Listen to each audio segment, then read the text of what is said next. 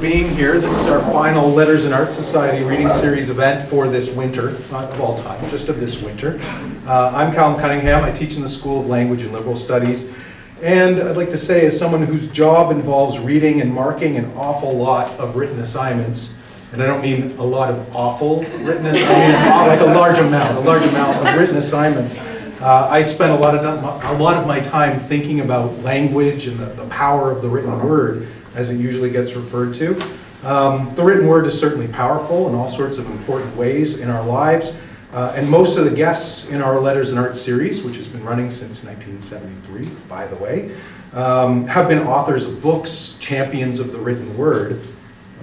The whole point of the series, though, and why we invite them to Fanshawe, is so that we can hear these artists speak, have them read to us.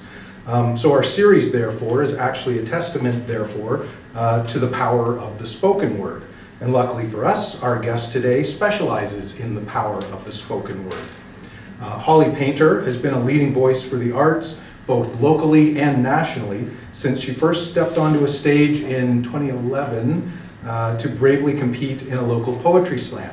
Since then, she has performed her spoken word poetry for thousands and thousands of people, winning a few championships along the way, and becoming one of Canada's leading spoken word poets.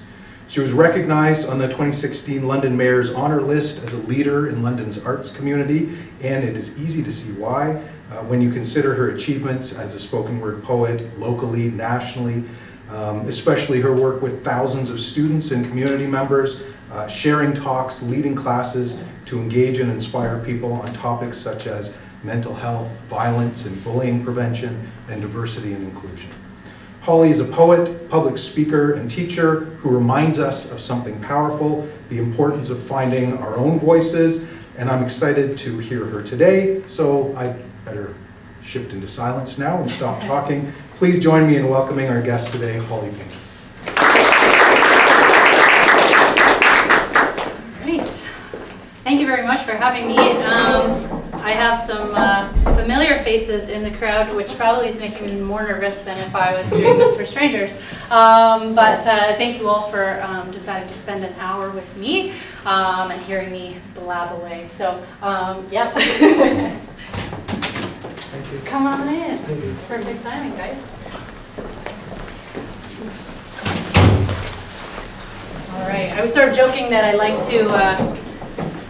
to start things on what I call poet time, which is about 10 minutes late, just so that people who are like me and, I have one of the most amazing jobs in the world. I get to primarily work with youth. I get to do a lot of my work in schools, and I get to hopefully inspire, but actually be inspired by young people using spoken word as a way to communicate, as a way to share their feelings and their thoughts, as a way to advocate for different things, and really as a way to sort of find their voices. And so I really have the easy part, which is going in and just introducing the art form to them, and really after I do that, it's just unlimited in terms of what they come up with, and they do it in a very short amount of time. So I want to start by sharing a piece with you that sort of describes one workshop in particular at a school that I was at, but really the format of it and what came out of that workshop happens over and over and over and over again.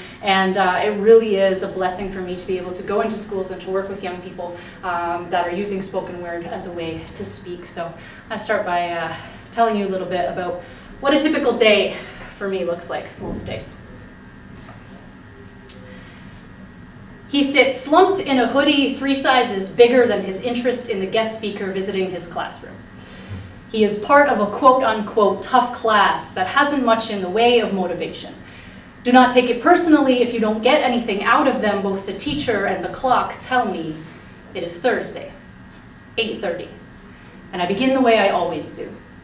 How many of you dislike poetry, I ask. I receive the standard answer, about half. And certainly more hands would have been raised, but energy is not a prerequisite. He does not lift his arm nor his eyelids. As I begin to speak, I introduce myself. My name is Holly Painter. Half teacher, half poet, part artist, part instructor, and while my surname suggests paint and palettes may have hung from my family tree, I'm just beginning to realize why the name Painter never quite sounds right. You see, I prefer poetry. This does the trick for a few of them. A boy in the back eagerly asks if I'm a rapper. And while I desperately wish I could tell him yes, I stick to the truth. In the next 60 minutes, I invite them to speak theirs too. I begin by unapologetically sharing with them poems about my life. What the view is like from inside a closet, what happens when parents split at the seams, about discovering poetry slams and finally finding a way to speak, and then I pass out full scalp. I tell them they can write about whatever they want.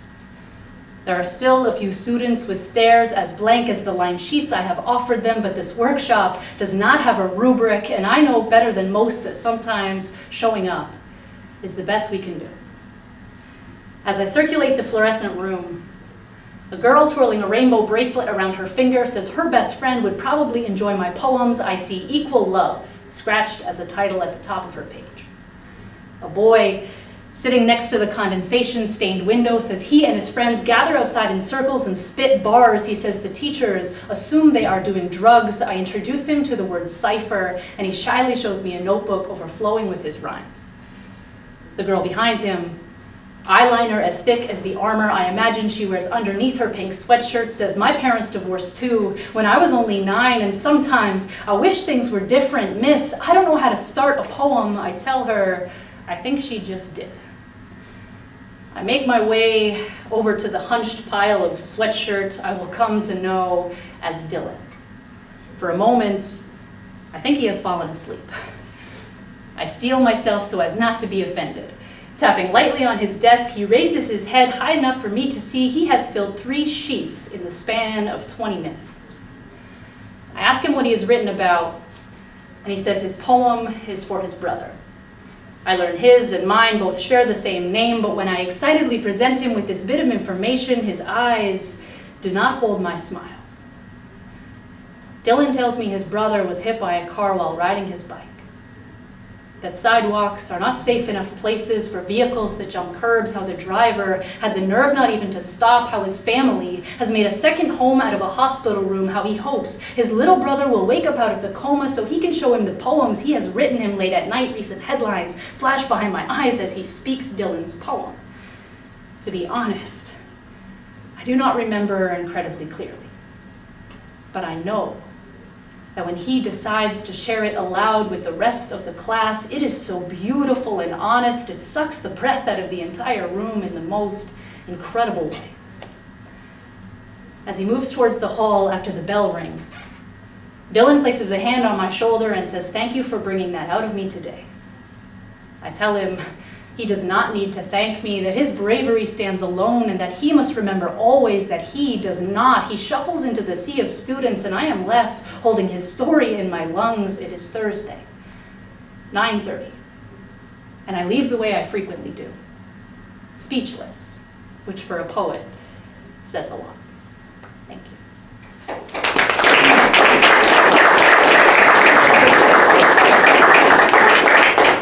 Sorry, Annette, I should have told you to bring No, I should have worn them. Not like I haven't heard a few times. So that describes a lot of the days that I've had in the last, the details differ, the school differs, the students differ, the poems differ, but that really is what inspires me to use this art form and to continue doing the work that I do in the community. So my background is in teaching, and I don't know how formal this needs to be, so I had sort of asked if we do a question and answer at the end, but if there's a question from someone, certainly throw a hand up and I'll answer just about anything.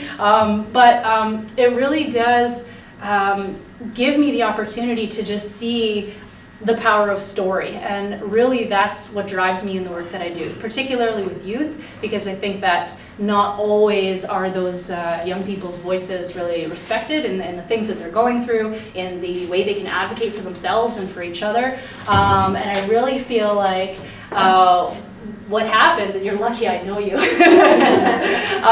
what really happens though is that they inspire each other. So even though I come in and I sort of introduce spoken word to them, the stories that they have and the things that they're willing to speak up for, I'm not giving them those tools. They really already have those tools in store, and I'm just introducing kind of a fun way for them to get up and do that. So a typical workshop for me involves kind of what I explained in that poem, which is I go in, I introduce spoken word to them. Some of them will have already heard of it. Some of them will ask if they can write raps instead, and I say, yeah, go ahead, and they end up writing poems.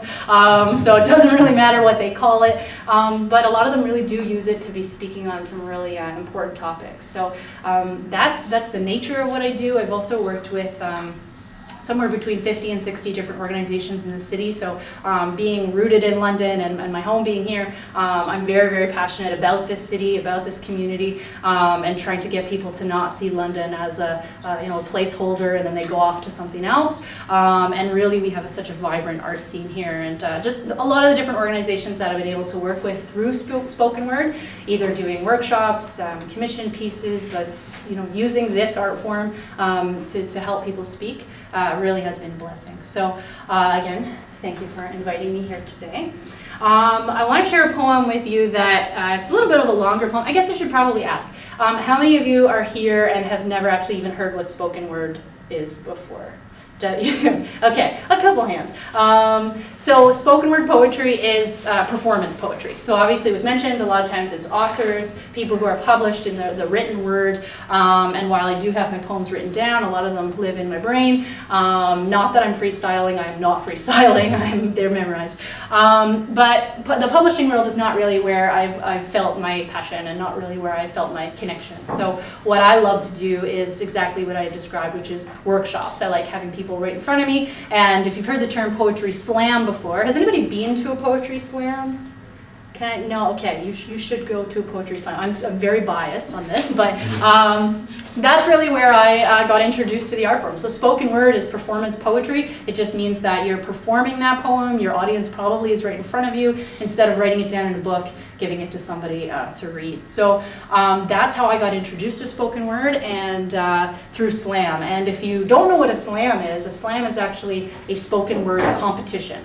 So I'll explain what this looks like. So you come, it's an event, you show up on a Friday night, you come in, you can sit in the audience, or you can sign up to perform on stage.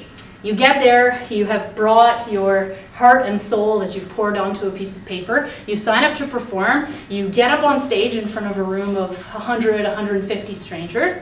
You do the public speaking aspect and perform that poem, which generally terrifies almost everyone. And then there are 5 random audience members with scorecards who literally judge you with numbers.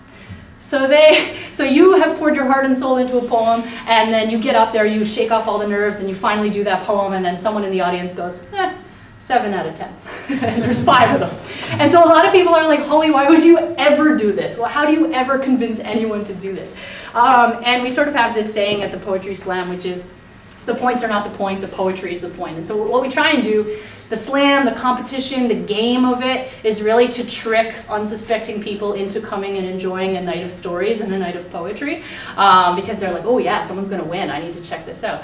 But really it's about story, and it's about being able to give people a platform and a space to be able to speak on what's important to them, and to actually grow on that stage and sort of share those stories. So one of the early stories that I wrote, it was for a TEDx event originally, and it's a poem that I have not been able to shake. I have tried in previous years to say, oh, I'm not going to do that poem anymore because maybe it's not as relevant to me, but it really has sort of become one of the pieces that I still do, and it kind of fits into a lot of different scenarios. So the poem is on the topic of home, and it is kind of my own personal story, some of the things that were going on in my life, particularly when I was discovering Poetry Slam and when I was first seeing people do this art form. But I think that the topic of home is broader, and I've really started to realize that even when I go into classrooms and I'm working with teenagers, that we're all human and we're all trying to find that sense of home. Like even as adults, we do this and we try and find, where do we feel like we belong? Where do we feel safe and secure? Who are those people? Where are those places? So we try and create the Poetry Slam to be a place that people can feel at home, but I really do see the art form as kind of how I've found my home, and I guess the poem talks about that. So.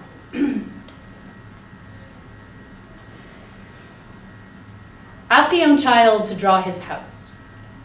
More often than not, he will put pen to page, drawing a square structure with windows and a doorway. He will say, this is my house. Ask a young child to draw her family. She will scribble stick figure silhouettes, crayon creations of siblings, parents, and pets. She will say, this is my family. Yet ask a young child to draw home, and you may find that the picture then shows both. For home is a mix of people and place. There are so many ways in which we define it. Often, the only way we can find to describe it is to say home is where the heart is. So let me tell you where my heart has been. First, picture two streets. One lonely set of stoplights marks where they meet. There are no fast food chains or big box stores on these corners, just Karen. Truth be told, I never knew if it was her orange vest or her smile that stopped the traffic. Crossing guard extraordinaire, Karen was just one of the many familiar faces I grew to know in my hometown, the place. Filled with small-town charm, as infectious as the chicken pox we all caught in kindergarten. When people ask where I am from, I smile shyly and reply, you probably won't know it, and it's true, because though there are some who may know my home's name, they will never know her like I do. My heart belonged to dusty forest bike trails and street hockey showdowns, to cornfields and home-cooked meals in my elementary school playground. We played made-up games because, well, there was honestly nothing else to do. But we played those games until our shadows disappeared and the streetlights called us home. I called those streets home until I started to learn their secrets and began to keep some of my own. I don't know exactly how it happened, but at some point, I fell in love for the first time. And though I'd like to say it was as perfect as a Hallmark Valentine, there are reasons beyond being 16 that this wasn't the case.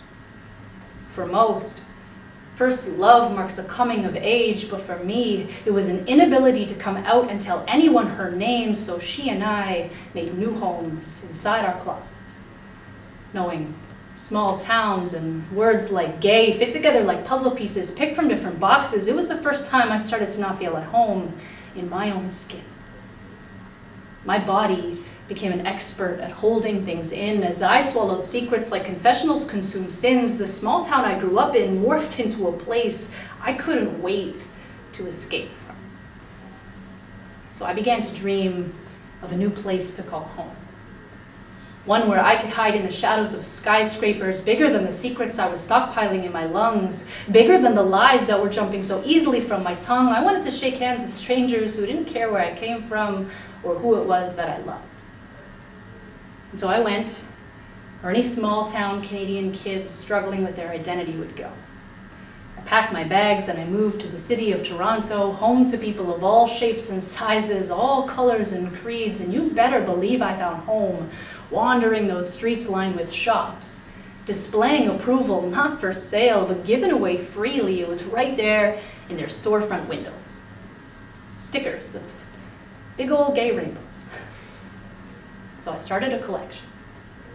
I put a glass jar in my heart and I filled it with acceptance, examples of stickers and stories and moments that all told me it was okay to be me. And eventually, I cashed in that courage. Counted out exactly enough bits of bravery to say, Mom, I'm gay. Oh, and happy Mother's Day. Again, not exactly how Hallmark drew it up. But my family's words of love were like cups of hot water pouring over the fear that had kept my mouth frozen closed.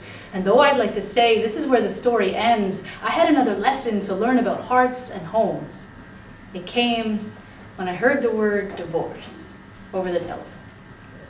I was 24 years old, and in that moment I learned some things when broken hurt worse than bones. I wondered when my family fell apart. Why didn't I hear a sound? I wasn't given time to prepare, to take my heart underground before the disaster hit. I was sitting in a 19th floor apartment, needing to know what had happened, but not wanting to return to survey the damage. It's funny, when I did, I almost hoped to see that the walls had caved in, or that the roof was gone. Something that could be repaired with some muscle and a toolkit, and I'm not saying these would have done the trick. But I knew the shards of hearts left shattered on hardwood floors would be so much more difficult to fix. Eventually, we did. We licked our wounds and somehow made it through, and I'm not saying there aren't scars. But what are scars but just beauty marks, saying, I brought my heart to a knife fight and life may cut deep sometimes, but damn it, I'm still here. And I'm here with all of you today because I finally found home in a place I'd never imagined. One where people get on stage and share poems. And I don't mean like roses are red, I mean like people have led their hearts out onto paper, put tears, secrets, and hopes in the mix, and then shared it with a room full of strangers. Am I crazy? Absolutely. But when my stories are exposed, belted out under bright lights and amplified through microphones, I hope someone out there will think I'm not alone. So next time you find yourself a bit misplaced, seek out a space where words and hearts are being shared, pull up a chair and take a peek at the back corner of the room. You may find me there, pen in hand, scribbling out my next poem. Be sure to come say hello. I'll smile at you like a child and say this is my home. Thank you.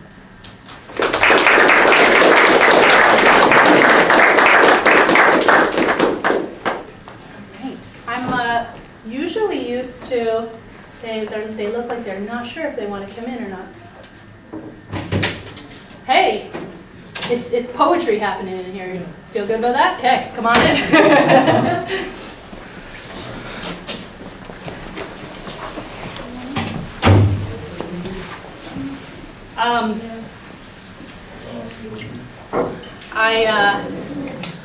This is really boosting my confidence since there's not enough chairs. This is wonderful. Thank you. Guess we sit together.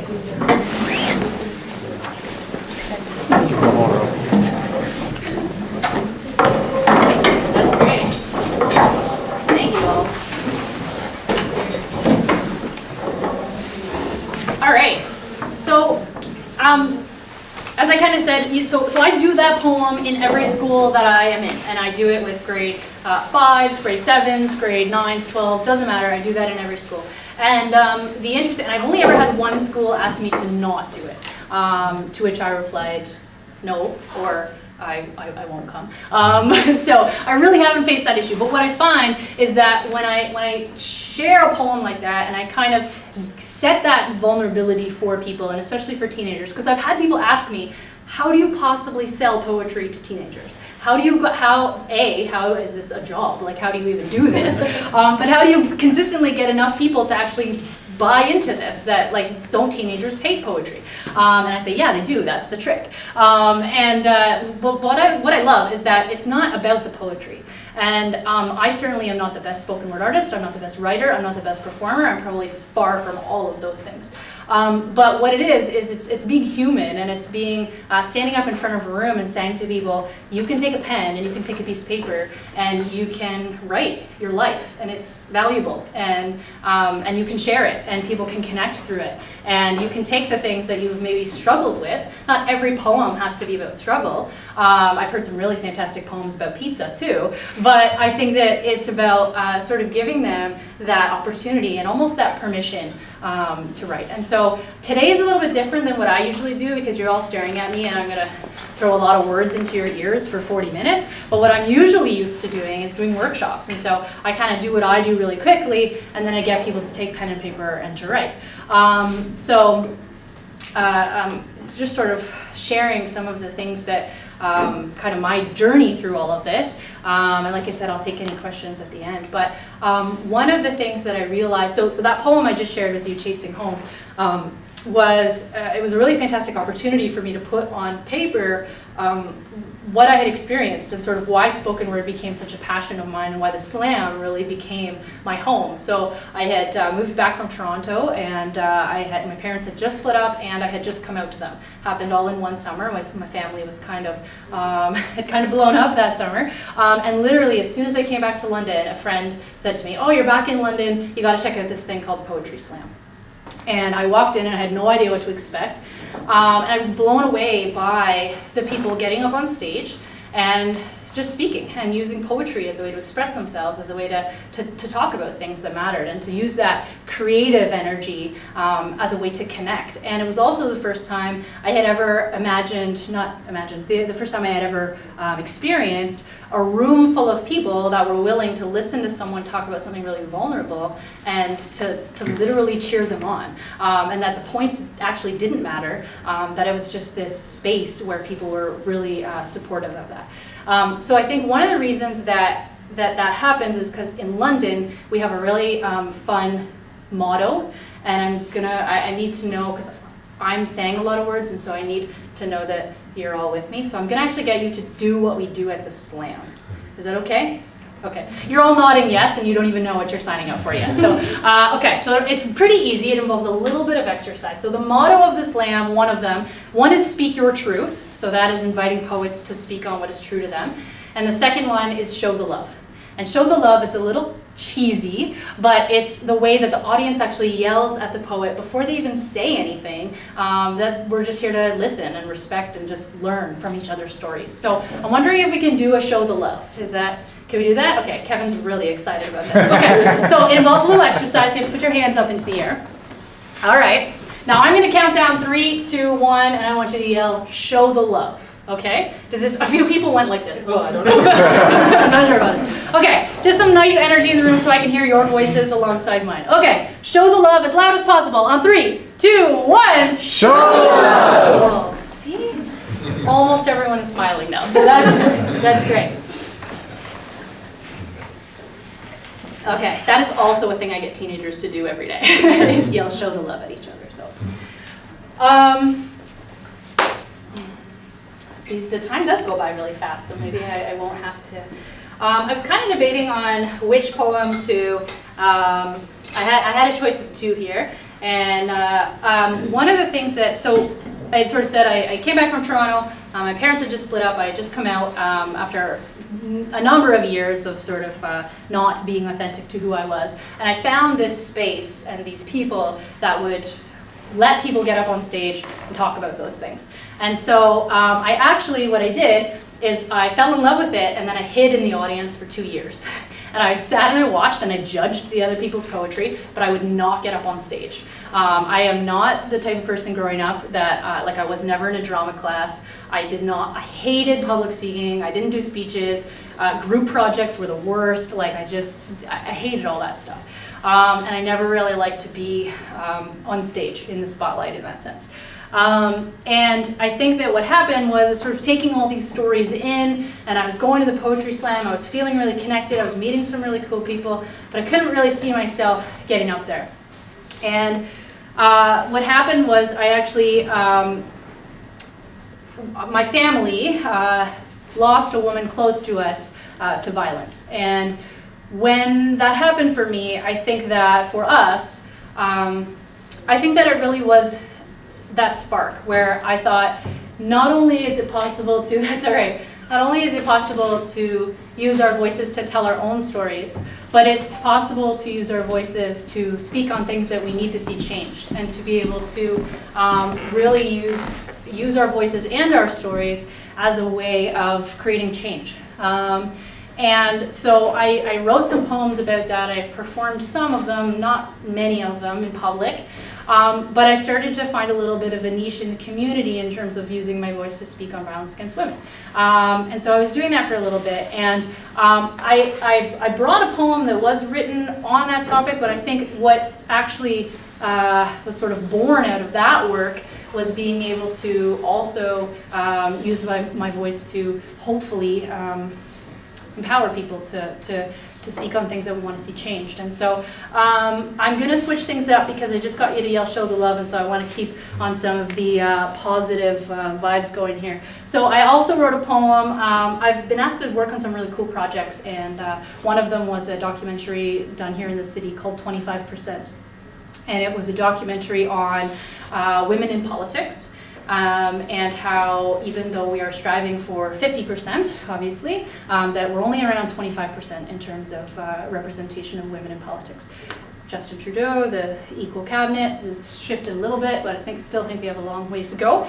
So I sort of took that personal experience and didn't want to just talk about violence against women all the time. I wanted to talk about empowering people. So I am gonna single out the female-identified folks in the crowd, and I'm gonna read a poem for you. So I actually wrote this again geared towards high school students, but for everybody, I think, and it's called Instructions for Being the Girl They Call Leader. Understand that you have been born underdog, that you will have to claw from the back of the pack to be leader. You may not have been given a head start, but success is not impossible. We women are 50% population, 30% recommendation, and only 25% implementation when it comes to running this country. But trust me, having the odds stacked against you can fuel a fire rather than extinguish it. Be confident in your ability to lead. Even if you don't see many like you in the game, to level the playing field, you have to be willing to get off the bench, make it your duty to throw a wrench into any system that thinks it can work without you. The way it's always been doesn't mean that way is right. So see naysayers as an extra push to create change. Challenges can also be opportunities. You must shift your own perspective before you can expect to lift others out of ingrained ways of thinking that say you are better off somewhere else. When the words of others feel like bullets to your confidence, stick to your guns. Focus on those who use their tongues to applaud and uplift you. There will always be those who want to hold you hostage with their language. Learn that what they say is a stronger reflection of them than of you. That being said, though it is unfair in so many ways, your body will constantly be under scrutiny. No matter how strong the urge, do not dissect yourself. Do not mistake your mirror for microscope or Mother Nature's architecture for imperfection. The chorus of voices finding flaws is strong enough without adding your own. Recognize that though focus will inevitably fall on other parts, your beauty lies in your vocal cords, so flaunt them. Do not let comments distract from your commitment or the way others play the game take you from your goals. Your role is defined only by you. So play your part with an unbreakable determination. Resist the urge to give up with every fiber of your femininity, and remember that word is synonymous with strength. Break from outdated molds trying to hold you in place and chisel yourself into success. And when you reach the top, or even before then, take a moment to stop and stretch a hand out to others trying to climb their own mountains. We can work to be strong by ourselves, but nothing can conquer what we are able to do together. Look at each other and see sisters instead of foes. Make your voices heard in harmony like unrelenting megaphones. If we are not speaking for ourselves, be guaranteed someone else will take the microphone. If you must work twice as hard to be seen as half as much, give 1,000% to your passions. The numbers may not add up, but we are not trying to be mathematicians. We are trying to be history makers. We are trying to be system shakers and game changers, so understand that you may have to claw from the back of the pack to be leader, but success is not impossible. And your head start can begin today.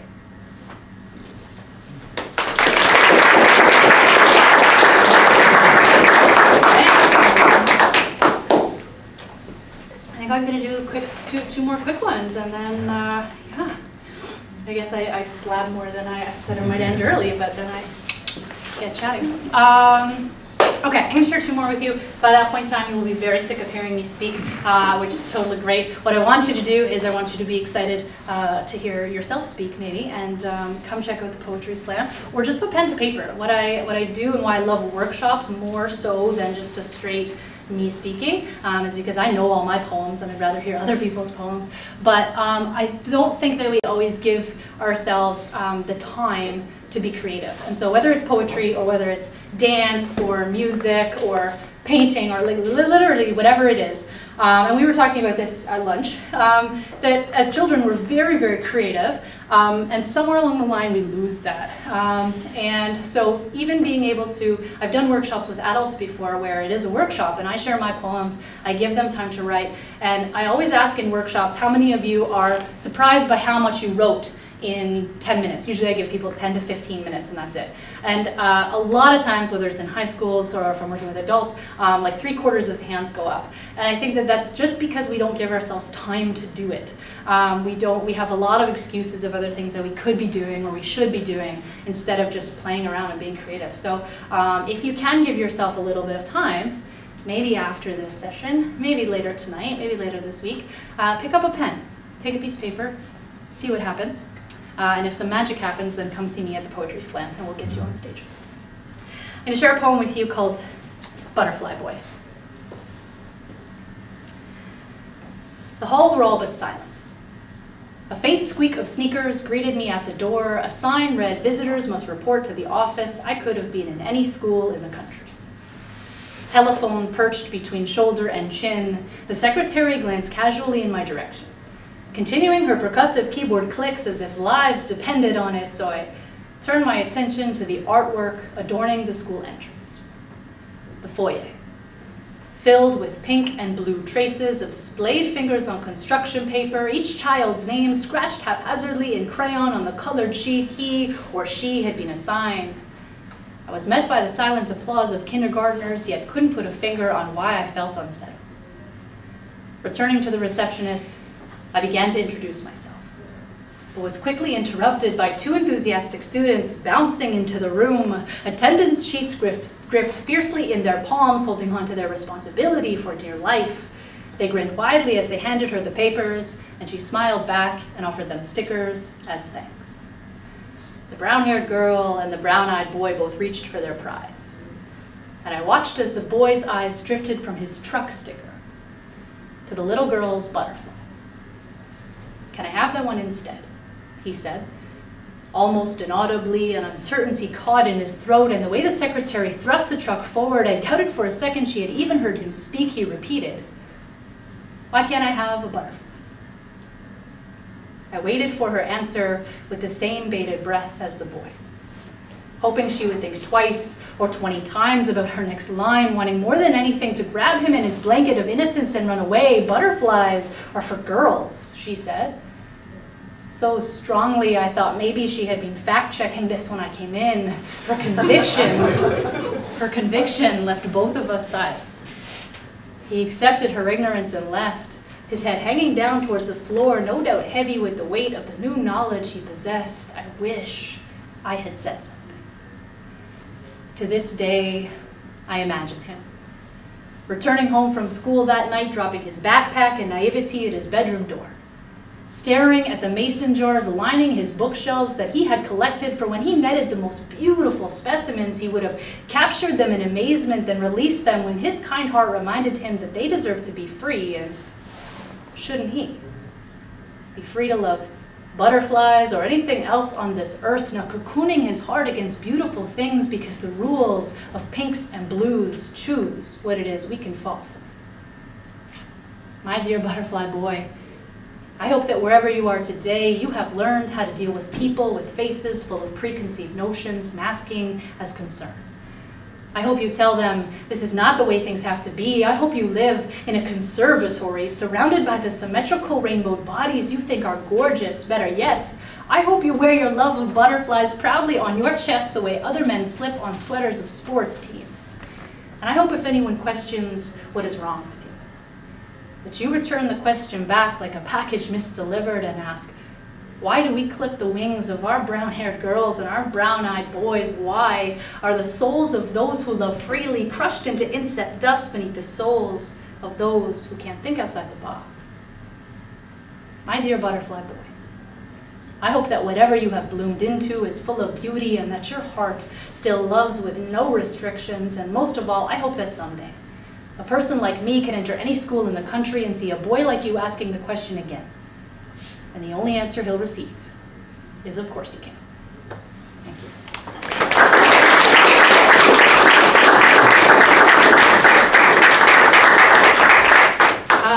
As I said, I enjoy my poems because I do them a lot, but I like your poems more, so I'm going to leave with that thought. If you don't remember any of the words that I said today, which you probably won't remember 95% of them, maybe remember the Speak Your Truth and the Show the Love mottos. That's what I really hope people take away from spoken word. And the other thing is that we really do have power in our stories. So whether it is through spoken word, whether it's through dance, art, conversations, doesn't matter what it is, those stories really do have impact. And that we should be proud of the stories that we have and be able to share those. So, and the flip side of that is to be able to recognize and to learn and to listen from the stories of others. And so I think the Poetry Slam has really changed the way I walk through the world most of the time when I'm in a good mood. And I really do try and always remember that everybody has a story and that everybody I interact with on a daily basis has a story, and I have no idea what that story is. So it kind of changes that for me a little bit.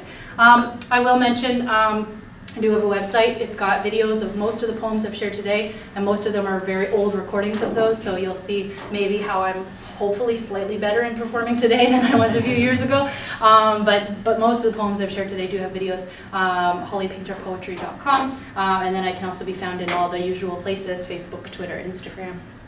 Not Snapchat, even though high school students ask me all the time if I have Snapchat. And if you're sitting there thinking, Holly, that's really great that you share your stories, I don't have anything to say, I'll leave you with this. Every single person has a story. Each day we wade through a sea of novel faces with pages of experiences we just haven't read yet, did you know? Every pair of eyes we meet or avert our gaze from has seen chapters worth of moments, can replay a myriad of memories, could fill endless sentences with their triumphs and tragedies when you begin to see every person as a book with a story. You begin to see the world just a little bit differently because every one of us is just an author in disguise. Our bodies are memoirs and our voices can be pens. If we speak on what we have seen, the lens through which others see the world can gain a filter of empathy. So if your fingertips could tell what you felt, if your feet could share where you've been, if your heart had a mouth, what pain, what joy, what dreams would it shout? If your bones could talk on all they have carried in this life, what would they say? Our stories have a way of letting others see through our eyes and feel through our hearts. So if you shared yours today, how would it start? Thank you very much for having me.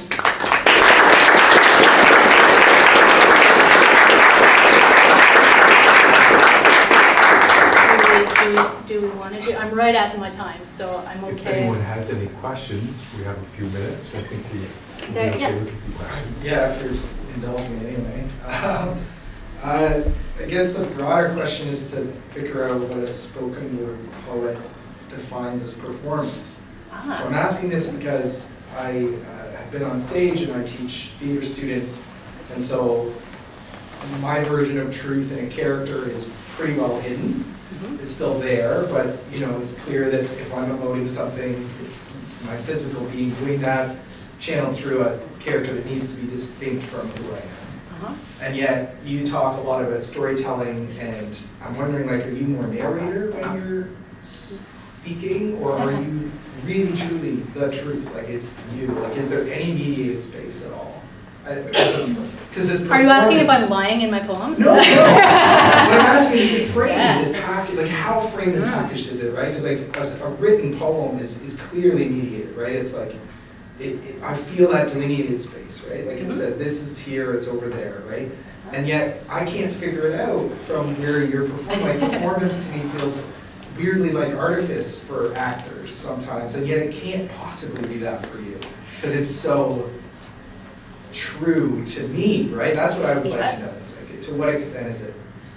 I think spoken word, and I mean, spoken word comes through Poetry Slam most frequently, but not solely in that medium. But I think that spoken word, because speak your truth is really like a broad motto in terms of spoken word.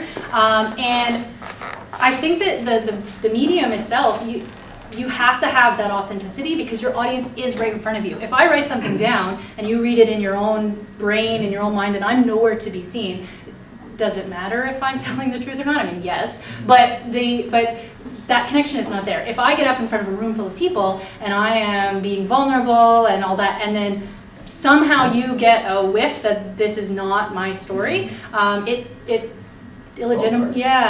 sort of takes away from everything that's at the heart of spoken word, because spoken word is around performance, and so I can't perform without the audience, or else I'm just talking to myself, and you can't have the connection or the experience unless I'm up here doing it, so we have to be human together, I suppose. I don't know that really answers your question. That's the perspective I wanted, though. Like it's Yeah, I do think that it's rooted in a bit more authenticity and more truth to person. And like, I could certainly get up and do a spoken word poem that's not my story to tell. And I do see some people do that. You can tell really quickly. right. And where that might be really amazing if they were in theater and they were a character, it doesn't translate. Is it still spoken word? Technically. Is it good spoken word? Not so much, I would No, say. and that's what's wild, right? Like a part would be written in a play for others to play.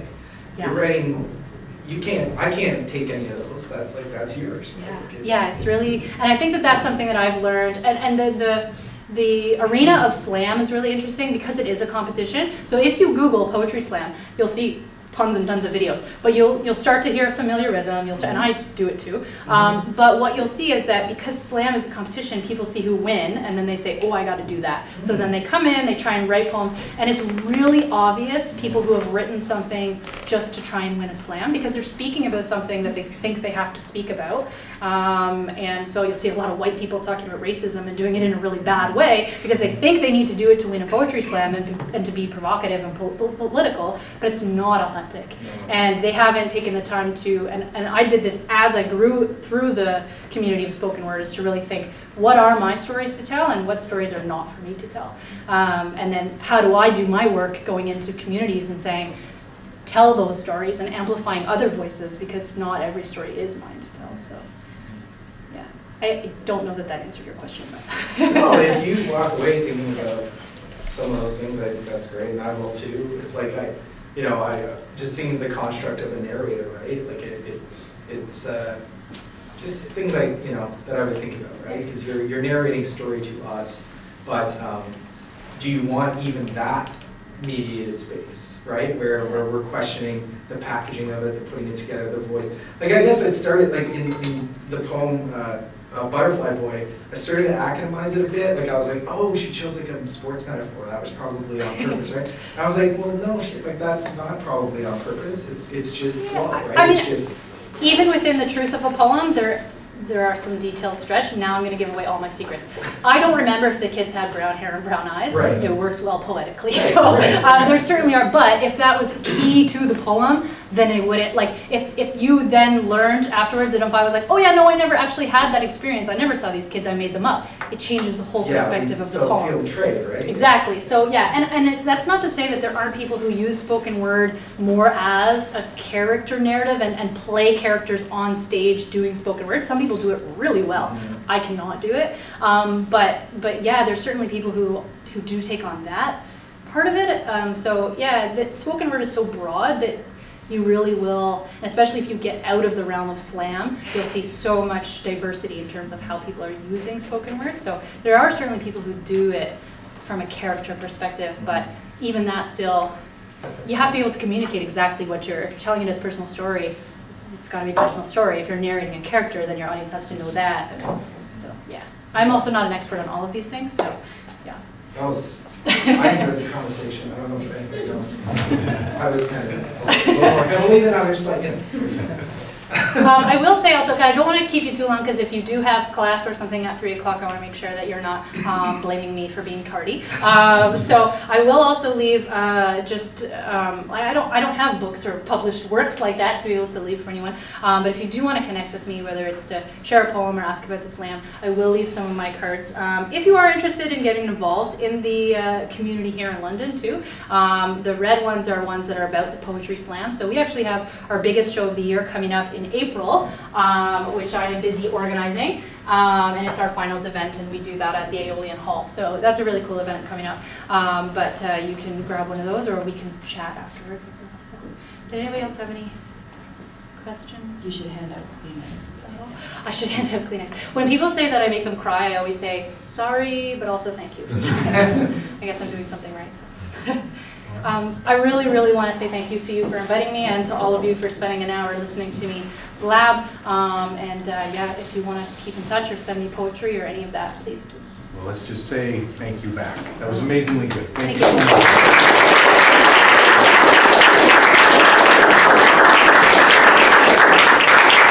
I'll also hang around for a little bit. I'm going to do an interview, but I'll hang around if anybody wants to chat. Thank you. Great. Thank you. Thank you all for being here.